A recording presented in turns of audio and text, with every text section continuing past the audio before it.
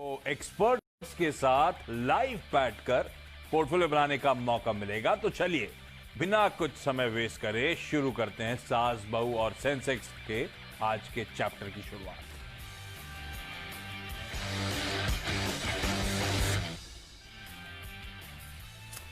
Okay, तो आज सास बहू और सेंसेक्स की इस कड़ी में आप लोग की मदद करने के लिए ओम कैपिटल के राजेश अग्रवाल साहब होंगे, फंडामेंटल नजरिया लेकर आएंगे स्टॉक्स पर, और कोटक सिक्योरिटीज के श्रीकांत चौहान साहब होंगे जिनसे टेक्निकल राय ली जाएगी तमाम स्टॉक्स की जो आप लोगों की क्वेरीज आएंगी।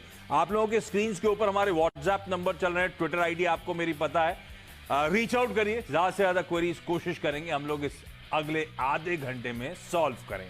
लेकिन शुरुआत इस वक्त की जो मार्केट्स की चाल है उसके साथ 1% का दबाव, दिन के लोस पे अब इस समय भारतीय बाजार कामकाज करते हुए 11,800 को फिर से ब्रीच करा, 11,780 के लेवल्स पर आते हुए हम लोग इस समय, तो प्रेशर धीरे धीरे करके माउंट हो रहा है। और इंटरेस्टिंग है, ये एक्सपायरी का वीक है, हफ्ते की शुरुआत दबाव के साथ हुई थी, उसके बाद कल हमने अच्छा रिबाउंड आता हुआ देखा बैंक निफ्टी की अगुवाई में, और आज फिर वीकनेस है और बैंक निफ्टी उस वीकनेस को लीड कर रहा है क्योंकि निफ्टी बैंक इस समय 0.25% का दबाव दिखा रहा है, 400-450 पॉइंट की कमजोरी, और अचानक वो सेल ऑफ इस समय निफ्टी बैंक में। जब मैं स्टूडियो में अंदर आ रहा था तो तस्वीर ऐसी थी कि निफ्टी बैंक करीब 1% के आसपास का दबाव दिखा रहा था, अचानक वो सेल ऑफ जो है वो माउंट होता हुआ निफ्टी बैंक में। निफ्टी बैंक ध्यान रखिए वो पॉकेट है जो कल ऑलमोस्ट 600-700 पॉइंट की मजबूती दिखा रही थी। कोटक महिंद्रा बैंक ने मूड माहौल बदला था और दिन चढ़ते चढ़ते बाकी बैंकिंग स्टॉक्स में भी उछाल देखने को मिल रहा था। लेकिन आज निफ्टी बैंक, फाइनेंशियल्स दोनों कह लीजिए तो एचडीएफसी लिमिटेड, एचडीएफसी बैंक सबसे ज्यादा दबाव बना रहे हैं, मैं वेटेज के लिहाज से कह रहा हूं।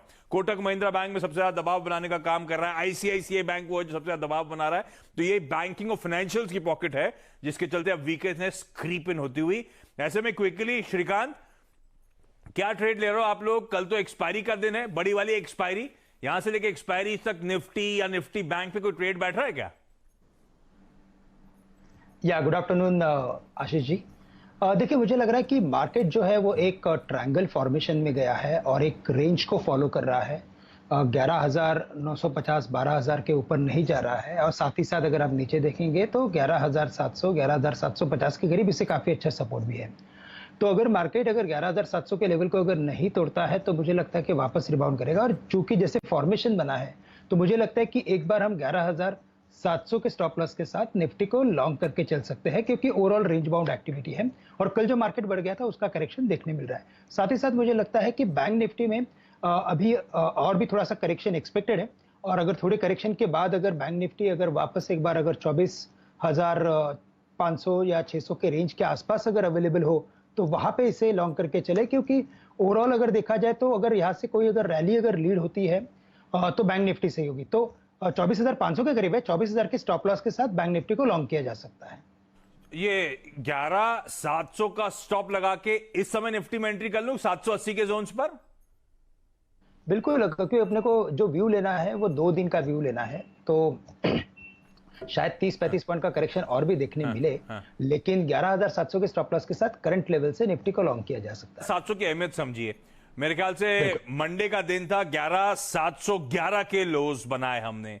इनफैक्ट कल के ट्रेडिंग सेशन में 11,723 के लोज थे। तो श्रीकांत कह रहे हैं 11,700 अगर नहीं टूट रहा है या इन प्रीवियस 2 दिनों के लोज नहीं टूट रहे हैं तो बाजार में फिर भी स्ट्रेंथ काम बरकरार रहेगी, और कल तक की एक्सपायरी के लिए शायद 11,700 के स्टॉप के साथ खरीदारी करने के समय निफ्टी में मौके होंगे। और मोमेंटम को लीड ध्यान रखिए निफ्टी बैंक करेगा। ये पॉकेट ईदर वेज मोमेंटम को लीड कर रही है, चाहे तेजी आ रही है चाहे मंदी आ रही है, निफ्टी बैंक के चलते ही आ रही है, यही सबसे ज्यादा वॉलेटाइल है। और आज भी 0.25% का दबाव Tech Mahindra, IndusInd bank, ICICI bank, HDFC bank, और इसमें भारतीय एयरटेल को जोड़ लीजिए, ये सब वो स्टॉक्स हैं जो थोड़ा सा दबाव दिखाना शुरू कर रहे हैं पिछले 10-15 मिनट आधे घंटे में। इनके इंटरडे चार्ट्स आपकी स्क्रीन पर आएंगे।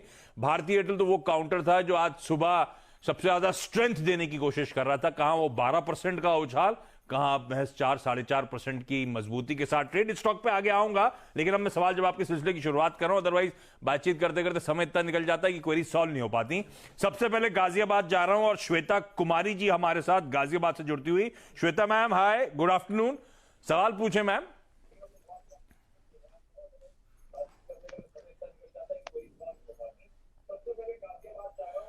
हेलो। हाँ श्वेता मैम, आपको आवाज आएगी मेरी, लेकिन आप क्या है वो टीवी जो चल रहा है ना उसको म्यूट कर दें।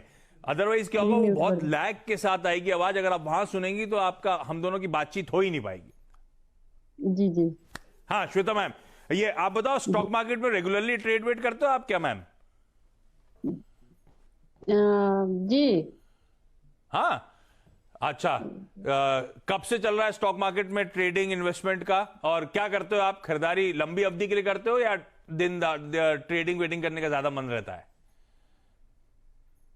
सर, ये तो लॉकडाउन से हमने स्टार्ट किया है, लॉकडाउन के समय से। हाँ। और रैमको सिस्टम शेयर्स हमने 600 लिया है, 466 रेट पे। अगर इसमें फायदा होगा तो मैं लंबे समय के लिए रखूंगी।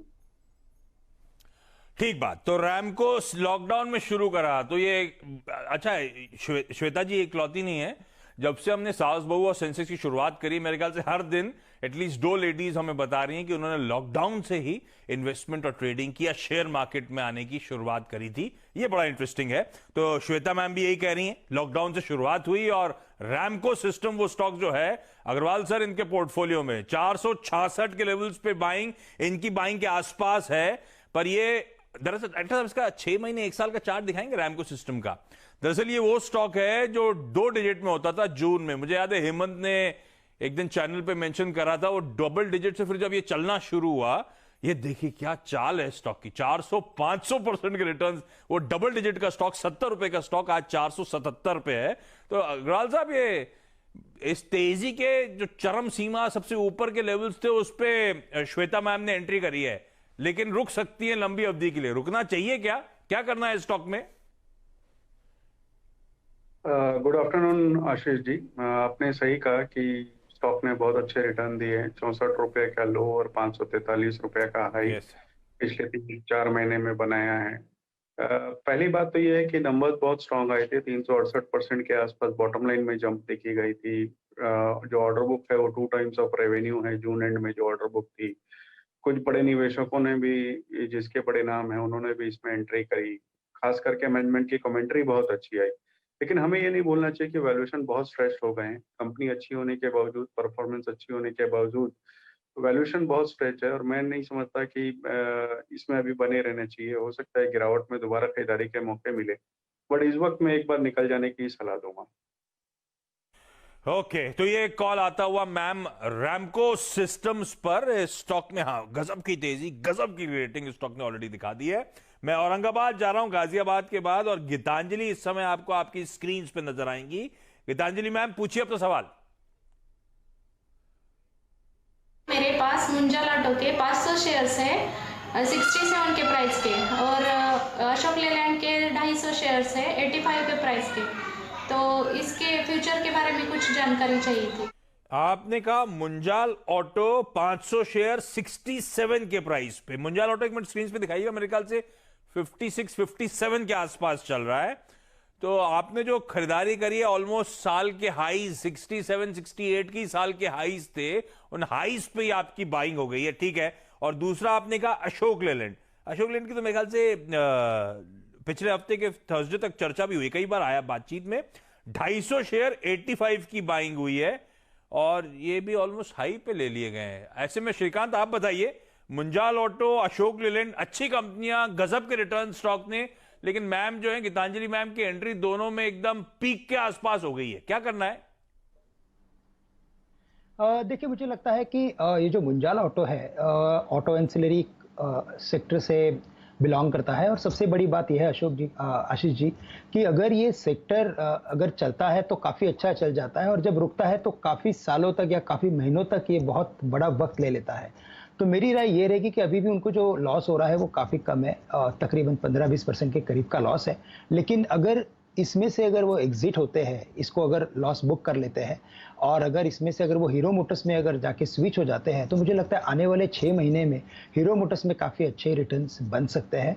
और साथ ही साथ मुझे लगता है कि अशोक लेलैंड वैसे 85 का अगर खरीदी प्राइस अगर है तो कोई प्रॉब्लम नहीं है, क्योंकि ओवरऑल इसकी फॉर्मेशन क्लियरली इंडिकेट कर रहा है कि इसमें काफी बड़ा कंसोलिडेशन हो रहा है और आने वाले कुछ महीनों में मुझे लगता है कम से कम 3 से 6 महीने का वक्त इन्हें देना पड़ेगा अशोक लेलैंड को, तब जाके मुझे लगता है कि शायद ये स्टॉक वापस एक बार 95 से लेकर 100 रुपीज के काफी नजदीक आ सकता है। तो अशोक लेलैंड में बने रहे और मुंजल ऑटो से आप बेच के एक बार आप हीरो मोटर्स ले सकते हो। जो क्या स्लिप ऑफ टंग है, अशोक, आशीष, मुंजाल और क्या अभी कुछ तो ठीक है। जब कंपनियों के नाम आदमियों के नाम जैसे होते हैं तो कंफ्यूजन रहता है आदमी के नाम और कंपनी के नाम में। इसमें कोई शक नहीं है, लेकिन ठीक है। अरे इसमें कोई क्या इशू है। अच्छा, अगले क्वेरी के लिए गुजरात के बोरसड़ से मोनिका शाह जुड़ रही हैं, लेकिन मोनिका जी शायद कुछ देर पहले नजर आ रही थी, फिर कुछ तकनीकी दिक्कत आ गई। डॉक्टर साहब फोन लाइन पे या साक्षात नजर आएंगी मैम? हाँ, फोन पे हैं। मोनिका मैम, हाय, गुड आफ्टरनून। बताइए, तो आप गुजरात के तो ब्लड में कहा जाता है, कब से कर रहे हो आप लोग? आप भी सिर्फ लॉकडाउन से शुरू हुआ मैम या पहले से स्टॉक मार्केट में चल रहा है ट्रेडिंग इन्वेस्टमेंट? लॉकडाउन से ही शुरू हुआ है, लॉकडाउन से ही शुरू हुआ है। लॉकडाउन से ही शुरू हुआ है। अच्छा, ये बताइए आप सबने लॉकडाउन से स्टॉक मार्केट ट्रेडिंग क्यों शुरू करी? घर बैठे क्या करना है, कुछ ना कुछ तो करना है ना सर। कुछ तो करना है। मैं स्टॉक मार्केट क्यों आया? आपको पहले से कुछ था आइडिया? कोई बता रहा है आपको कौन से स्टॉक लेने हैं? सब कुछ अपने ही मन से चल रहा है, अपने ही पढ़ाई से चल रहा है? मेरे डियर करते थे सबसे पहले, और उनसे मैं सीएनजी देखते देखते सीख गई थोड़ा थोड़ा। कौन आते थे? मेरे डियर। हाँ हाँ, उनसे सीखी थोड़ा थोड़ा। रोज शेयर मार्केट देखती हूँ सीएनबीसी आवाज पर। हाँ, और उससे देखकर बाय करती हूँ। ब्लैटर समझ में? बेयर कौन? मेरे हस्बैंड के पति, मेरे हस्बैंड के भाई। अरे देवर। हाँ, मैं थोड़ा सा कंफ्यूज हूँ। मैं अब शेयर बाजार में कहता है बुल और बेयर होता है, तो मुझे लगा कि आप किसी बेयर की उसमें ठीक है। तो वो करते हैं और वो आपको गाइड कर रहे हैं, वो बताते हैं स्टॉक्स के बारे में आपको? हाँ, वो भी बताते हैं। सीएनबीसी टीवी भी देखती हूँ। तो ये लॉकडाउन कब से, मतलब पिछले 3-6 महीने से शुरू करा आपने? हाँ। कैसा रहा अब तक का सफर स्टॉक मार्केट का? जी, अच्छा रहा। अच्छा रहा, ये अच्छी बात है। और आप नहीं, अच्छी बात इसीलिए क्योंकि आपने जब सबसे बड़ा पैनिक था, सबसे ज्यादा पेन था, तब आप जैसी ज्यादातर महिलाएं एंटर करी हैं, तो ये अच्छा हुआ कि सबको अच्छे रिटर्न्स मिल गए होंगे, भरोसा रखा होगा भारत के बाजार पे। अच्छा मोनिका मैम, सवाल कौन सा है? 2 सवाल है। पहला कौन सा है? मैंने जुबिलेंट फूड बाय कर रखे हैं। हाँ। और भारतीय एयरटेल बाय करे थे, वो तो आज बेच दिए हैं मैंने।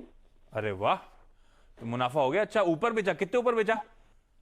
मैंने 60 और 70 के बीच में बेचा, 65 के लगभग। कितने पे खरीदा था? 30 के लगभग खरीदा था, नीचे 430 के लगभग। 30 के लगभग खरीदा, 60 पे निकाल दिया। हाँ। अरे वाह, ये हाल फिलहाल की खरीद थी क्या भारतीय एयरटेल की? नहीं, भारतीय एयरटेल 4-5 दिन हो गए थे मैंने खरीदा था। क्यों खरीदा था? आपको पता था रिजल्ट अच्छा आने वाले हैं? हाँ, टीम में कह रहे थे भारतीय एयरटेल बाय करो तो मैंने चलो, तो आवाज से फायदा हो गया। ये बिल्कुल सही बात है, भारतीय एयरटेल बाय करा। अच्छा, ये तो बेच दिया आपने, कहानी खत्म। दूसरा जुबिलेंट फूडवर्क्स, वो आपके कितने की बाइंग है मैम? 2200। 22, तो 2200 आपकी बाइंग के ऊपर ही है मेरे ख्याल से। 2200 के ऊपर चल रहा है। एक बार जुबिलेंट फूडवर्क्स दिखाइएगा। 2208 के लेवल्स पे खड़ा हुआ है। अच्छा, ये ऐसे 3-4 दिन वाला ट्रेड लिया हुआ है या जुबिलेंट फूडवर्क्स लंबा रखा हुआ है मैम? मन क्या है? लंबा रखना है मुझे, लंबा रखना है साल भर के लिए। क्यों भारतीय कम दिन के लिए क्यों रखा और जुबिलेंट लंबा क्यों रखना है? जी, एयरटेल कंपनी अच्छी नहीं है ऐसा कहते हैं, इसलिए मैंने प्रॉफिट बुक कर लिया उसमें तो थोड़ा। पर आपके लिए तो अच्छी थी, 30-40 रुपए दे गई 4 दिन में। हाँ। ठीक है, क्योंकि ठीक है, अब हो गया। अग्रवाल सर, पर मैं फिर भी भारतीय एयरटेल पे वापस आऊंगा। अग्रवाल सर, आपसे उस पर व्यू लूंगा क्योंकि कई लोग की क्वेरीज हैं। अब मैं इनके थ्रू सबकी क्वेरीज सॉल्व कराना चाहूंगा, लेकिन पहले जुबिलेंट फूडवर्क्स 2200 की बाइंग, इनकी बाइंग पे खड़ा हुआ है स्टॉक इस समय। लॉन्ग टर्म के लिए जुबिलेंट फूडवर्क्स 2200 की बाइंग अट्रैक्टिव है क्या? रखूं? देखिए, रख सकते हैं। पहली तिमाही के नतीजे खराब आए थे, जाहिर सी बात है कोविड के कारण से, लेकिन जैसे जैसे लॉकडाउन खुला है इनके परफॉर्मेंस सुधरने लगी है। 105 नए स्टोर उन्होंने फर्स्ट क्वार्टर में खोले थे। 105 जो अनप्रॉफिटेबल स्टोर थे वो बंद किए थे, कुछ नए स्टोर्स खोले भी थे। खास करके डिलीवरी चैनल्स में अच्छी बढ़त देखी गई है। मुझे लगता है बने रह सकते हैं स्टॉक। चलिए, तो बने रहिए मैम इस स्टॉक में। क्विकली आप एक छोटा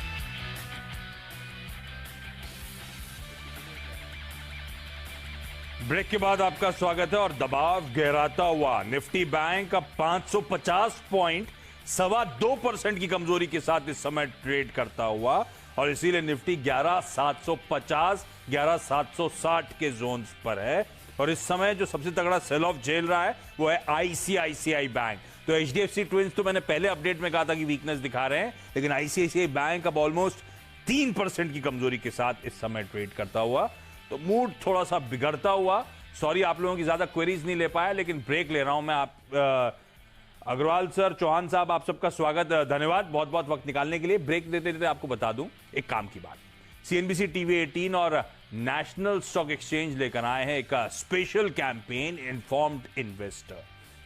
निवेशकों में जागरूकता बढ़ावा देने के लिए खास पहल है ये। आज हम बात करते हैं पासवर्ड्स की। जब कोई अजनबी हमारे घर या कार की चाबी मांगता है तो हम बिना कुछ सोचे उसे तुरंत मना कर देते हैं। ठीक उसी तरह वित्तीय लेन देन से संबंधित अपने पासवर्ड्स गोपनीय रखें और इसे किसी के साथ साझा ना करें। एक जागरूक निवेशक वह है जो जानता है कि पासवर्ड शेयर करना पैसे साझा करना के समान है। फ्रेंड्स मिलते हैं अगले वीडियो के अंदर, जब तक के लिए गुड बाय।